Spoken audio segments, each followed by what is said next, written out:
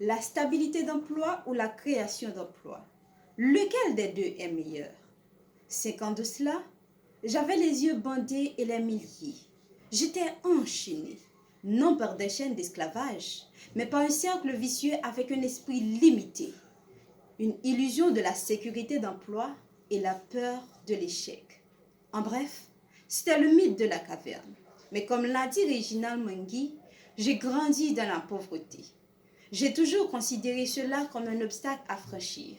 La meilleure chose à faire est de surmonter cet obstacle si vous êtes prêt à en payer le prix. Ce prix est un travail acharné, soit en devenant entrepreneur, soit en devenant employé.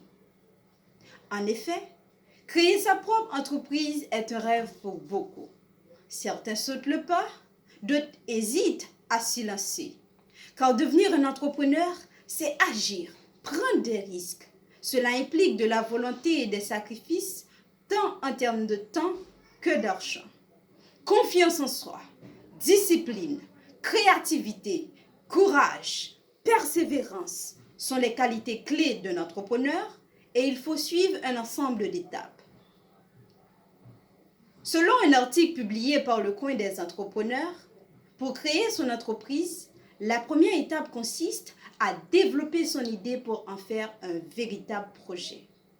Ensuite, il faut s'interroger à propos de la faisabilité du projet, finaliser le business plan, choisir la configuration de son future entreprise, puis boucler le financement de son projet.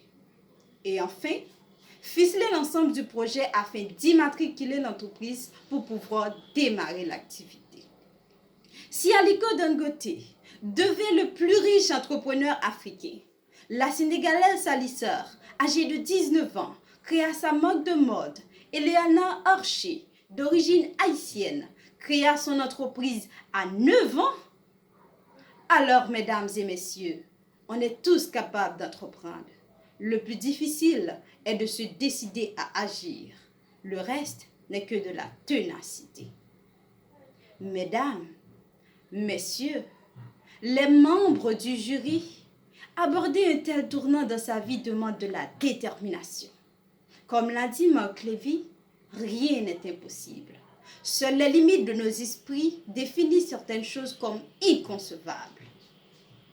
Et je profite de cette opportunité pour vous inviter à sortir de votre zone de confort, car le monde a manifestement besoin de vous. Merci.